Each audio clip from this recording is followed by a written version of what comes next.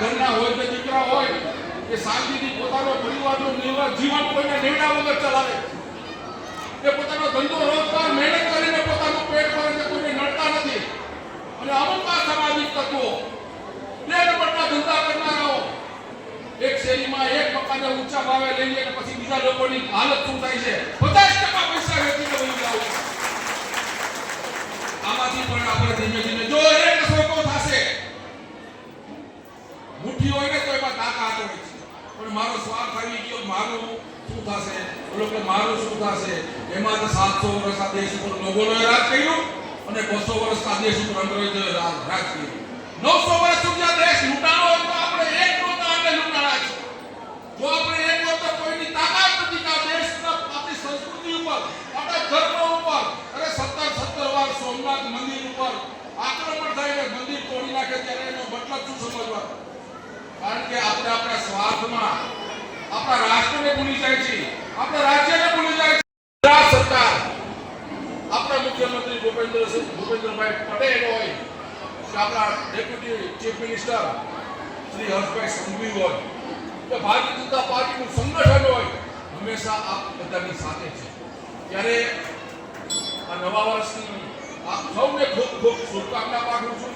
અને જે આત્મનિર્ભર ભારતનો જે સંકલ્પ છે, જે વિકસિત ભારત તરફ તમે વિચારો, આજે આ દેશ એટલો પ્રગતિ કરી રહ્યો છે. આ દેશને તોડવા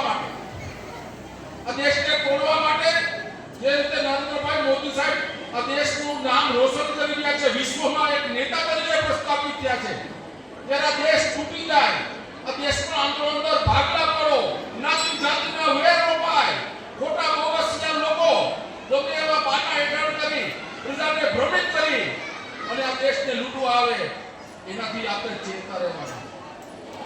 અને આનાથી ચેતવું આ ભવિષ્યના આપણું જે બાળક છે, આપણું સંતાન છે, એના સંતાનો છે, એને એક વિકસિત ભારત મળશે. એમાં કોઈ શંકાને સ્થાન નથી. આપ સર્વે લોકોને નવા વર્ષની ખૂબ ખૂબ શુભકામના પાઠવું કે આપણી તમામ મનોકામના પૂર્ણ થાય. અને અહીંયા પણ બધા વડીલો બેઠા છે, એને પણ કહું છું, બે હાથ જોડીને વિનંતી કરું છું, તમે વર્ષો સુધી આ વિસ્તારની વોર્ડ નંબર 16 ની ખૂબ ચિંતા કરી, ખૂબ ભારત માતા કે વિધાનસભા વેબસાઇટ વોર્ડ નંબર 16 રાજકોટ દ્વારા નવા વર્ષનું સ્નેહ મિલન આત્મનિર્ભર ભારત સંકલ્પ અભિયાન નૂતન વર્ષ સ્નેહ મિલન સમારોહમાં અત્રે પધારેલા આપણા ધારાસભ્ય શ્રી ઉદયભાઈ ગાંગડ, મહામંત્રી અશ્વિનભાઈ મોનિયા સાહેબ રાજકોટ શહેર, પૂર્વ મહામંત્રી રાજકોટ શહેર કિશોરભાઈ રાઠોડ, ઉપપ્રમુખ રાજકોટ શહેર રમેશભાઈ પરમાર, ડેપ્યુટી મેયર નવીનભાઈ ગુજરાતના પૂર્વ ડેપ્યુટી મેયર,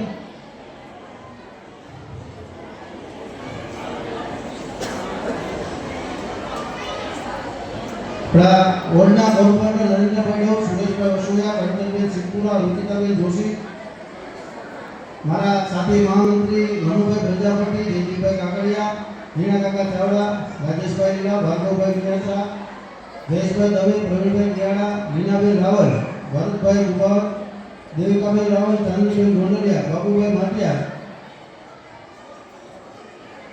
તથા અત્રે પધારેલા દરેક સોસાયટીના આગેવાનશ્રીઓ, દરેક જ્ઞાતિના પ્રમુખશ્રીઓ, આગેવાનશ્રીઓ, આ કાર્યક્રમમાં હું બધાનું હર્ષભેર સ્વાગત કરું છું. મારા કાર્યકર્તાઓ જેના થકી આ કાર્યક્રમ સફળ બને એમનું પણ સ્વાગત કરું છું અને આવેલા નીચે બેઠેલા દરેક મહેમાનોનું પણ હાર્દિક સ્વાગત કરું છું.